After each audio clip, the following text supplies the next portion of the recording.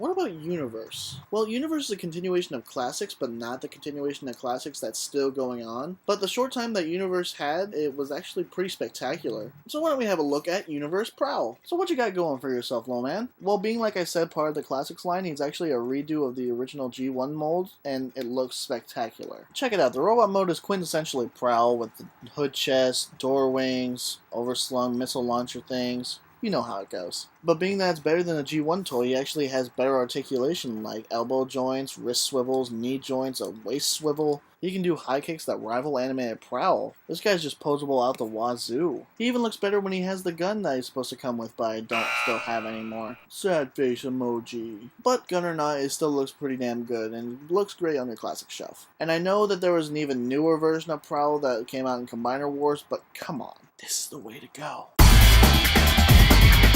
And here's the vehicle mode for Prowl, and it just looks great, just like the robot mode. Very reminiscent of the G1 toy, but definitely modernized to look like it would be in the real world, which is exactly what Classics set out to do. G1 characters, modernized. And to be honest, this looks great. But I do need to point out that since I've had mine for so long, it could just be my fault, but on both these doors here, the black and white paint has definitely come off, and it's kind of started to do it on other places too. And it's weird that they did this weird smoky translucent plastic and painted it over. And like I said, this could just be my fault since I was really reckless with my toys back then, but it's definitely something to note. And also these door pieces, another thing, when you're transforming them, they do have a tendency to pop off, so it could just make the transformation easier to take them off, and luckily they're just on ball joints, but again, it's something to note. And if you don't want to deal with all that hassle, you could just leave him on the shelf standing next to Smokescreen and Blue Streak, and he looks pretty good next to the two of them, and even overall, he's just a great figure to have as a standalone.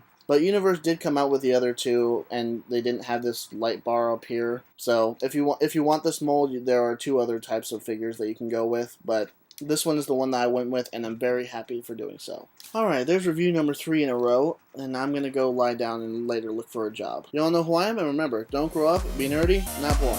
Have a great day.